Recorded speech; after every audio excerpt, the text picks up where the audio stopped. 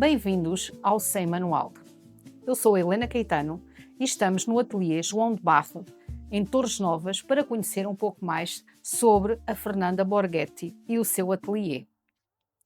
A Fernanda, que nasceu no Brasil, licenciou-se em Comunicação Social, veio para Portugal e encontrou na filosofia, na escrita e no barro uma forma muito especial de transformar vidas.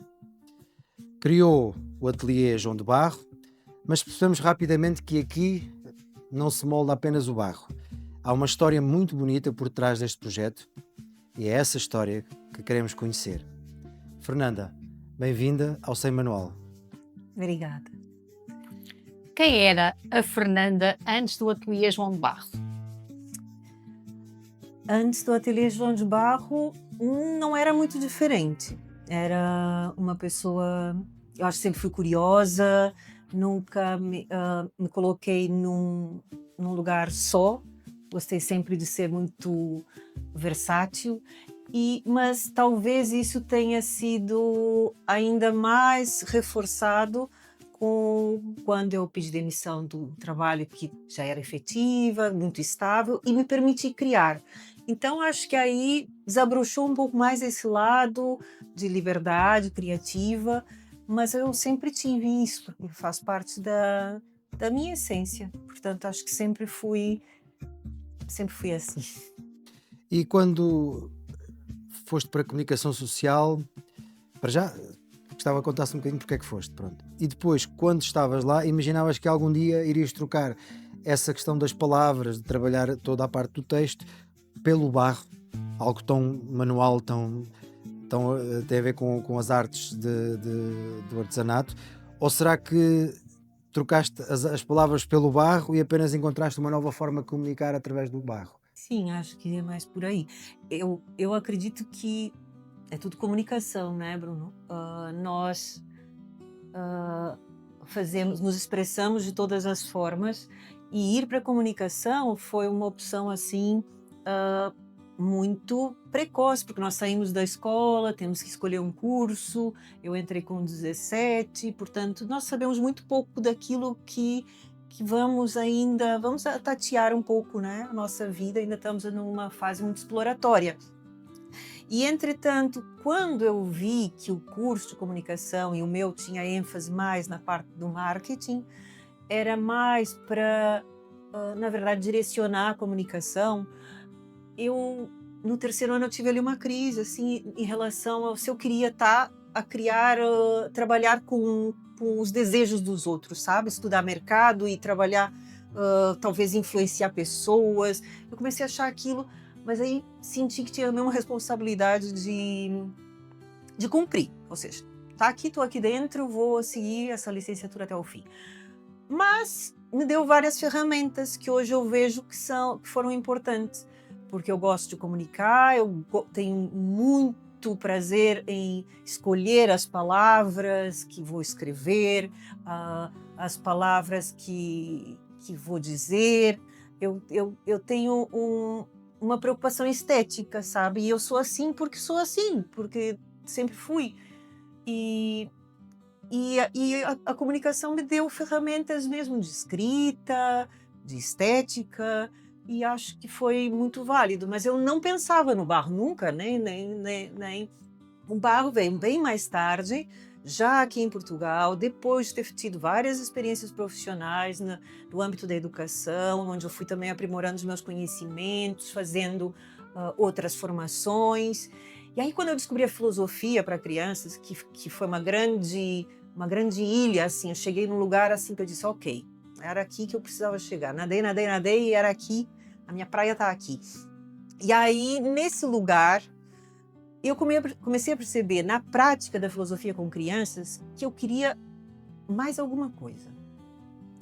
E essa coisa eu achava que passava por um enraizamento das crianças, para fugir um pouco ao tecnológico, a essa rapidez de consumo de ideias que vêm e que não são maturadas e que as pessoas falam sem pensar. E acho que era preciso trabalhar o sentido crítico numa proposta educativa, mas que não fosse rígida. Aí eu pensei assim, como? O que eu gostava de fazer em criança? Aí eu ficava horas a brincar na terra.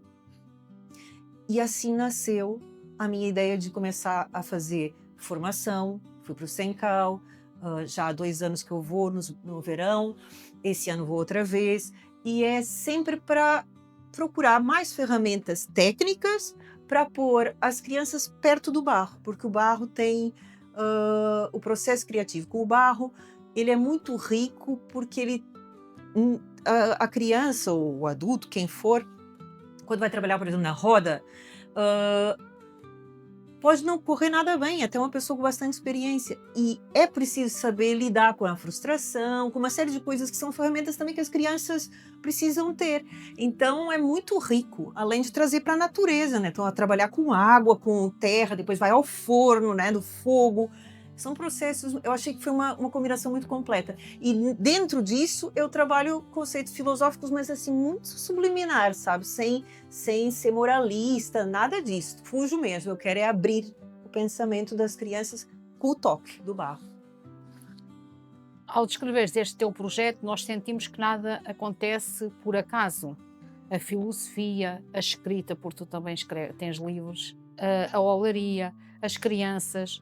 Achas que tudo isto faz parte de uma missão, de um propósito? Consegues identificar esse propósito? Sim, eu acho que mais do que uma missão e um propósito, eu reconheço isso como uma identidade, sabe? Eu me vejo assim desde sempre, no sentido de eu acho que nós todos temos responsabilidades sociais, né? Uma responsabilidade social. E, portanto, tudo que nós fazemos, desde que acordamos até a hora que vamos dormir, é política. E a política no sentido verdadeiro da palavra, ou seja, nós somos responsáveis pelas escolhas que fazemos e essas escolhas têm uma consequência num global. Então, o que eu penso, Lena? Eu penso que talvez nunca fique desligado, porque se eu estiver a escrever, eu estou a pensar que essa história pode ser trabalhada dessa outra forma, pro sentido crítico. Se eu tiver a trabalhar o barro, eu vou estar sempre ligada a um propósito de fazer as pessoas pensarem, mas não é que eu tenha a intenção de fazer alguém pensar. Eu, como acho que nós devemos ter essa responsabilidade em todas as nossas atitudes, por isso eu acho que eu gostava de ver mais isso. Então, vou tentando contaminar assim, de uma forma positiva, através da leveza, que eu acho que também pode ser. Nós podemos ser responsáveis e leves. A responsabilidade não tem que ser uma coisa... O adulto, por exemplo, não precisa ser sempre duro, rígido, sério. Eu adoro quando começo a rir, eu adoro quando as crianças falam para mim de igual para igual, e eu não de igual para igual como se elas não tivessem respeito por mim. De igual para igual porque elas se sentem à vontade de contar as histórias. Olha, ontem nós tivemos a experiência do convívio, que foi o último dia do ano letivo, e a gente faz sempre um convívio. Fomos para a Quinta de São Giel. E eu fico muito feliz que elas não põem de parte, ou seja, elas não estão as crianças a brincar no piquenique, elas estão toda hora, Fernanda, olha, anda aqui, Nanda, Nandinha, não sei o quê, olha, anda, vem brincar. Então, todo o tempo a solicitar que eu esteja junto, sabe? E isso é a melhor resposta que eu posso ter para que prova que o meu trabalho, que eu estou conseguindo passar a palavra, ou seja, nós estamos juntos, é uma comunidade. Então, isso é mesmo muito bonito, é isso que eu gosto. Tu há pouco disseste e também no teu site escreveste que criar com as mãos, essa questão da relação com a terra, com o barro, fortalece também outros aspectos mais emocionais, como a autoestima, com o pensamento crítico, ligado à filosofia e também às próprias relações humanas, que acabaste de falar agora mesmo, que acaba por fortalecer o facto de se trabalhar diretamente com o barro. E as pessoas podem perguntar-se, então, mas como é que um pedaço de barro faz tudo isto?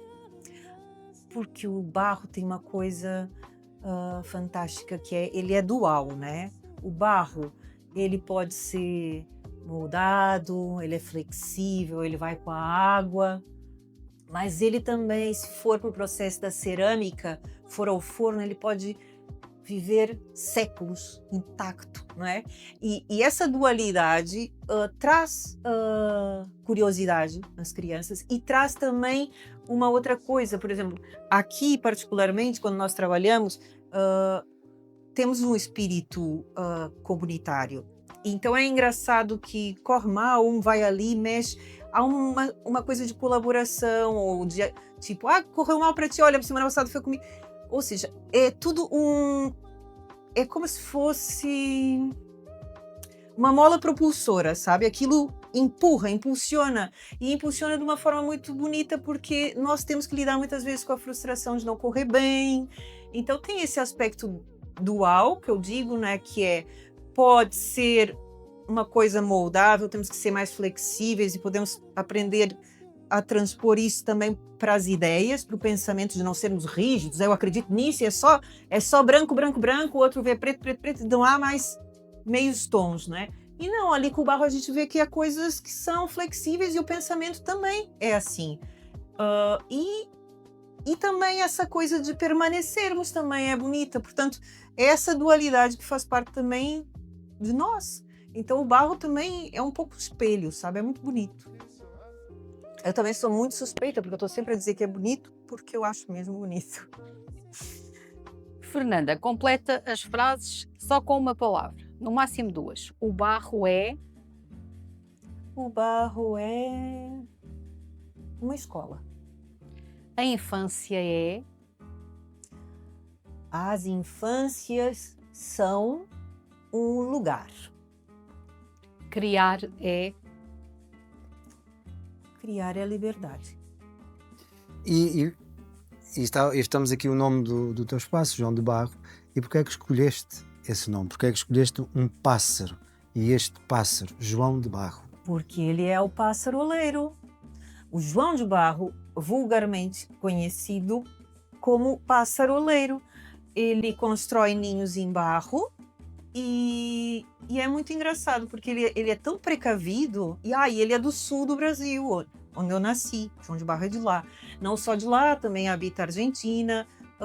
Não tenho certeza até onde vai o habitat do João de Barro, mas sei que lá é um lugar. Então, eu costumo dizer que ele é um passarinho gaúcho como eu, lá dos Pampas do sul do Brasil.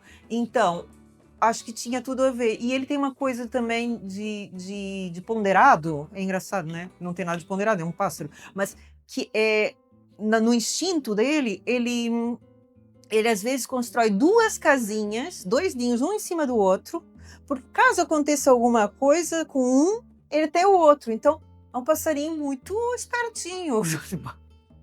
Eu adoro. Então, e tu sentes que esse pássaro se identifica com aquilo que tu tens criado? Construires a casa e depois ganhares asas e voar? Sim, acho que é tudo muito simbólico. Aqui, nesse ateliê, tudo é simbólico. Então, eu criei 2, assim como o pássaro é um pouco metafórico, né? Essa coisa do criar, voar, da terra, do voo, é também muito simbólico. E trago isso muito também antes da filosofia, das questões de comunicação, da semiótica. Então, como no curso de comunicação, por exemplo, a disciplina que eu mais gostava era de semiótica, que é tudo os símbolos, os ícones, os índices, é tudo onde a gente vai buscar o que as referências, onde é que o nosso depois inconsciente chega lá nas leituras da linguística. E essas questões todas, eu criei 2 coleções, posso falar delas? Sim. Então é assim, eu fiz eu quis juntar o barro e a lã, que é um outro propósito também, que eu fiz uma formação em feltragem e quero daqui para frente ainda investir mais com as crianças nessa área, mas agora para já tem sido o barro, só fiz um workshop de feltragem. Mas criei 2 coleções que eu acho muito engraçadas, que elas são isso, elas não são... Eu criei essas coleções para vender as pecinhas para comprar o forno, que eu não tinha forno. Então, são as ovelhas sabichonas, que elas são sabichonas, por quê? Porque elas não andam em rebanho, elas pensam pela própria cabeça, elas são criativas, e o fato delas andarem às vezes juntas, não é que elas andam em rebanho, elas não precisam de pastor, elas andam em comunidade. É tudo simbólico. E também fiz outros que são os macaquinhos com juízo. O que quer dizer isso dos macaquinhos com juízo? Que são umas pecinhas super simples, de feltro e cerâmica. Os macaquinhos com juízo fala daquilo que a gente falou há pouco, que era a questão da leveza e da seriedade poderem coabitar. Então, nós podemos estar a brincar e aprender. Nós podemos rir e ser responsáveis. Então, os macaquinhos, nas suas macacadas, também, eles têm juízo, eles estão só levezinhos. Então, é tudo nas minhas coisas tudo tem uma leitura simbólica. E eu adoro exercitar isso, sabe? É essa parte da minha criatividade que eu gosto, que é exercitar essas pontes que eu faço toda hora. Estou olhando para uma coisa, estou pensando em outra, e depois tem que ter várias coisas para pensar ao mesmo tempo, porque senão eu fico... Se uma se concretiza e já, pronto, nasce um livro, eu já tenho... Se eu não tiver outra coisa na calha, assim, para estar em processo de criação, eu fico numa tristeza. Então eu vou levando, assim, coisinhas paralelas, que é para estar sempre... inventando. A criar. Eu sou parecida contigo, Lena, nesse aspecto. E agora surgiram as aves raras. As aves raras não são nada. A Lena gostou das aves raras. Então, as aves raras, fui eu a brincar em casa com o feltro e comecei a trabalhar a cena de... será que eu consigo trabalhar emoções com o feltro? Eu, Fernanda, brincando em casa. Porque eu brinco, né, também. Então... eu comecei a fazer as emoções, tipo uma avezinha que estava assustada, outra avezinha que estava triste, um que estava a rezar, ele estava a rezar para que acabasse... eu dou nomes, depois eu estou a brincar e estou a dar nomes, ou seja, elas se tornam personagens. Então, o Bento, por exemplo, era uma ave que estava a rezar porque ele queria que acabasse as guerras no mundo e arranjar uma namorada. Mas ele não queria nessa ordem, ele queria primeiro arranjar a namorada. Então depois tem a Rosinda, que é a amiga dele, que está super assustada porque achou o cúmulo ele querer primeiro uma namorada do que acabar a guerra no mundo. Tipo, que egoísta. Mas também coitado do homem, né? O Bento, a ave rara. Então todas as personagens têm história. E aí eu ponho as personagens assim, a decorar o ateliê, porque elas depois não vão pro lixo, né? Eu tô brincando, faço as coisas, trago para aqui. E as crianças vêm e começam a perguntar, não sei o que, tão jeito. E eu conto as histórias com os nomes e elas ficam assim... mas elas têm nomes? E essa é quem? O que ela aconteceu na história? Eu assim, não inventei ainda. Essa... E aí invento uma história e elas ficam assim. Pronto, é assim. Mas as aves raras são lindas e tenho a certeza, se vocês as conhecessem, se apaixonariam por elas como eu estou apaixonada. Elas são mesmo são bonitas. fofas, são. Têm que vir aqui ao ateliê e conhecer as aves raras. Se tivesses que escolher 3 palavras que te definem, quais escolherias? Eu acho que criativa tem que estar, né? Eu passo a vida pensando, sai coisas. Criativa, para não dizer trabalhadora, fazedora. Eu sou fazedora, eu estou sempre a fazer coisas. E estou sempre a pôr cheque. Então, acho que sou fazedora, criativa e apaixonada. E 3 mulheres que te inspiram? Tem tanta gente que me inspira. Pode ser também homens. Eu gosto da ideia das mulheres. Eu uma vez me fizeram essa pergunta e eu respondi mais amplamente. E eu vou recorrer a essa estratégia porque eu não vou definir 3 assim. Eu admiro todas as mulheres, as sufragistas que lutaram pelos nossos direitos de voto, as bruxas que foram queimadas na fogueira. Tenho certeza que, se eu tivesse nascido naquele tempo, era sufragista, e se tivesse nascido no outro tempo, da Inquisição, eu tinha sido queimada. E todas as anônimas que não têm voz hoje no mundo e que passam por grandes preconceitos e que precisam ser olhadas, vistas. Há pouco falaste-nos do projeto do forno comunitário, portanto, do forno para o ateliê, e agora de uma ideia que está a nascer do forno comunitário. Como é que as empresas, os privados, também podem ser investidores sociais neste projeto? Que podia ser um projeto alargado à comunidade e não exclusivamente para quem está neste ateliê. Sim. O que eu queria, e já tem acontecido, pessoas a quererem usar o forno, né? E me perguntarem quanto é. E eu não quero cobrar. Então, o que acontece é que esse aqui é um lugar que tem que existir, né? Um retorno financeiro para ele continuar a existir, mas não é esse lugar assim de só negócio, pelo contrário. Então, o que eu queria muito era poder abrir as portas assim para quem quisesse cozer as peças aqui. Mas eu não posso arcar com isso porque não há sustentabilidade para esse tipo de proposta. Então, um parceiro social, nesse sentido de investidor social, como vocês chamaram, seria alguém que quisesse suportar, por exemplo, um projeto de utilização do forno aberto à comunidade, não é? Ou seja, eu fazia, sei lá, um donativo, sei lá, não sei como é que funciona isso, mas talvez fosse nessa esfera de parceria, de protocolo, não sei, não faço a menor ideia como é que funciona. Então podemos deixar aqui um apelo a quem nos está... Precisamente, pois, porque exatamente que existe este forno disponível, existe a possibilidade das pessoas até experimentarem e fazerem mais coisas e até Sim, independente de mim, não é? Ou Exatamente. seja, podem ter suas peças e quererem vir queimar aqui. E potenciarem também, isto chegava a existir nas antigas comunidades, provavelmente, até para outros fins, para fins de cozinhar alimentos. Aqui estamos a falar do barro, estamos a falar da possibilidade que existe em Torres Novas neste momento das pessoas fazerem, Se alguém quiser olhar. utilizarem esta técnica e não terem necessidade de investimento total. E criar aqui uma comunidade também em torno do forno. É simpática essa ideia, assim. Então, e para além dos workshops mensais, no teu ateliê também se podem comprar peças. E peças especiais. Já falaste de algumas, das ovelhas, dos macacos, tens outras. Podes apresentar alguma dessas peças? Então é assim, teve um dia que veio aqui porque esse é um lugar que é bom de ficar, vocês não sentem isso? Sim. Então, teve uma mãe que disse, eu posso ficar aqui enquanto ela está, e é uma adolescente, enquanto a Mariana está cá? E eu disse, sim, pode. E ela sentou na cadeira de balões, tirou das linhas e começou a fazer crochê. E tudo bem, ela estava ali, nós estávamos a trabalhar, e de vez em quando ela interagia, outras não, foi assim bem leve. E eu, ai, que boa a presença dessa rapariga aqui, dessa senhora. Aí, eu sempre quis juntar, né, a lã, já tinha as ovelhas, não sei o quê, e sempre quis fazer coisas com cerâmica e linhas, e eu assim, ai, a gente pode inventar uma parceria. Será que a tua mãe, primeiro perguntei para a Mariana, será que a tua mãe não gostava de fazer crochê? Eu fazia parte da cerâmica e ela fazia o crochê? E ela disse assim, sim.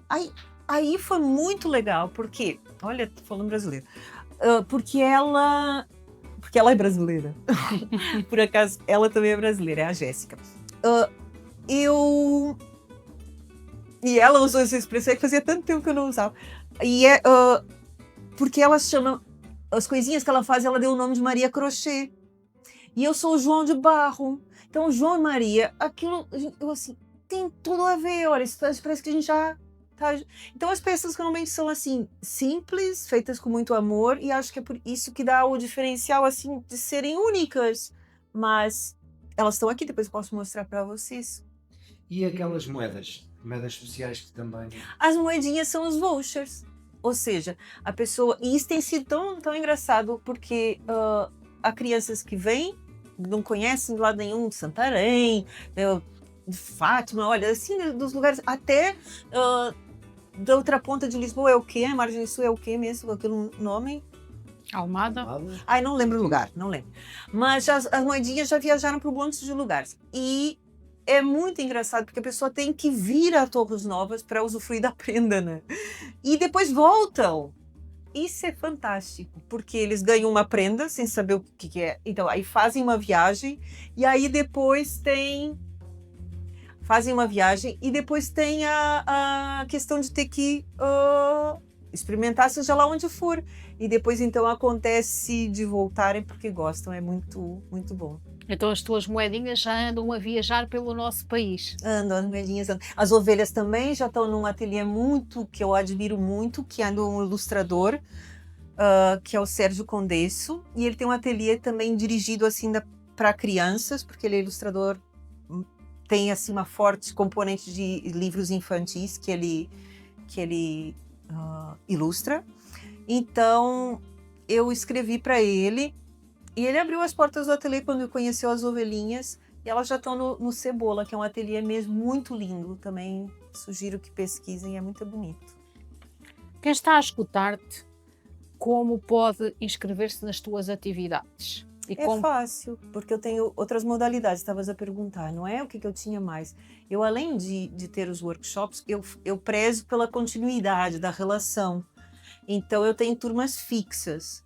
Então, eu trabalho por anos letivos. As pessoas não compram pacotes de workshop, não compram aulas de workshop. Elas podem se inscrever numa turma e essa criança tem as suas colegas, os seus colegas, vêm com regularidade, que pode ser uma vez por mês, há 3 opções, 2 vezes por mês ou todos os fins de semana.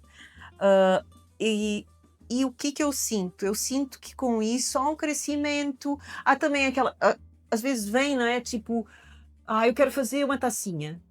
E como sabem que vão voltar mais vezes, acontece uma coisa mesmo bonita que é, elas se permitem criar brinquedos, criar monstros, ou seja, isso se torna um lugar, não é para criar um objeto que seja útil. Tudo não precisa ter uma utilidade, então eles vêm aqui para viver a experiência. E isso só acontece com essa regularidade. Então eu prezo muito pelas minhas turmas fixas e faço com que todos entendam que quando se inscrevem numa modalidade que é de setembro a junho, não é? Com as interrupções letivas, como se fosse um calendário, eu respeito o calendário escolar e é isso, funciona assim. Além deste espaço, também levas estas atividades às escolas e a outros locais. Assim, num minuto, no fundo, como é que descreves e caracterizas essas atividades? E como é que também as pessoas podem ter acesso a elas, as escolas, as entidades? Sim, tudo é fácil de encontrar acedendo ao site que é joaodebarro.pt. E aí podem me contatar por lá. O que eu gosto é dessa... Eu faço peregrinações, né, itinerância. Eu ando em itinerância. Então, eu tenho vários protocolos com estabelecimentos de ensino, em Torres Novas nesse momento, no entroncamento, e eles optam por modalidades. Por exemplo, os pais pagam uma mensalidade e as crianças podem ter também uma vez por mês, 2 vezes ou todas as semanas. E a instituição é que escolhe qual é o modelo que quer. Eu ponho a roda dentro do carro, porque as rodas têm rodas pequeninas, ponho a roda dentro do carro, levo barro, levo tudo, levo o estado de espírito alegre e toca trabalhar com barro. No lugar, aí eu vou em loco, né, lá na escolinha. Mas nada como vir aqui. Aqui é coisa, aqui é magia. Fernanda, ao escutar-te, e não sei se estou errada, talvez tu tenhas encontrado este teu propósito, se calhar na tua década de 30-40 ou 40-50. 40-50. Que mensagens tu queres deixar a quem nos está a escutar e que ainda não encontrou o seu propósito ou não está com coragem para abraçar esse propósito? Parar no sentido, né, não é parar, né, as pessoas não podem parar, mas observar o que o corpo está a dizer, o que a intuição está a dizer, e reunir e confiar, porque olha, se a gente não fizer aquilo que a gente realmente gosta, e se o corpo já estiver manifestando tristeza, se emocionalmente a gente já estiver fazendo uma coisa rotineira que não nos faz feliz, o que a gente está aqui a fazer? Não sei. Ou seja, é ter medo do quê? O pior que pode acontecer é a gente morrer, né? Então, a gente vai morrer, então pronto. Não tem que ter medo de nada. Sendo este um processo de empreendedorismo, necessariamente, é um processo de empreendedorismo, toda esta atividade que tens agora, o que é que nisto tudo devia ter um manual? Quer dizer, o que é que... Não há, né? É tipo filho, né? A gente acha que vai sair de um jeito, sai de outro e a gente aprende a viver com as coisas. É tudo um exercício de adaptação. Não sei, eu acho que é transversal. E eu não consigo me ver como empreendedora, sabe? Lá tá, eu sou uma fazedora de coisas. E aí o retorno, às vezes vem me deixa muito feliz, outras vezes vem de outras formas que não a financeira, e que me deixa igualmente ou talvez mais feliz. Então, não há manual. Nanda, que mensagens ou mensagem que queres deixar para quem está lá em casa, para vir ao teu, convidar as pessoas a vir aqui ao teu espaço, porque só vindo ao teu espaço é que conseguem sentir o que tu tens aqui, e as pessoas podem achar que só quem está inscrito nos workshops é que pode vir ao espaço. Venham, passem pelo largo, vejam as 2 olaias que estão aqui, e percebam que ali, passando por aquela porta, vão ter um espaço onde podem conversar, onde podem estar, como aquela pessoa veio fazer um crochê, não é? Acabou sendo minha parceira de trabalho. Ou seja, tudo pode acontecer. Não podem ficar em casa sem vir conhecer este maravilhoso espaço. Fernanda, muito obrigada Eu que por agradeço. este final de tarde, ou meio de tarde, tão inspirador, porque a vida não vem com manual de instruções, mas cada história que aqui contamos pode abrir um novo caminho na tua vida. Segue-nos, subscreve o canal e partilha-nos. Nós precisamos que o forno da Nanda chegue longe. E claro, deixamos sempre o convite a todos que nos surgiram outras pessoas, outras ideias de negócio, outros espaços para nós visitarmos e termos esta conversa. E até ao próximo Sem Manual. Muito obrigado. Obrigada. Obrigada.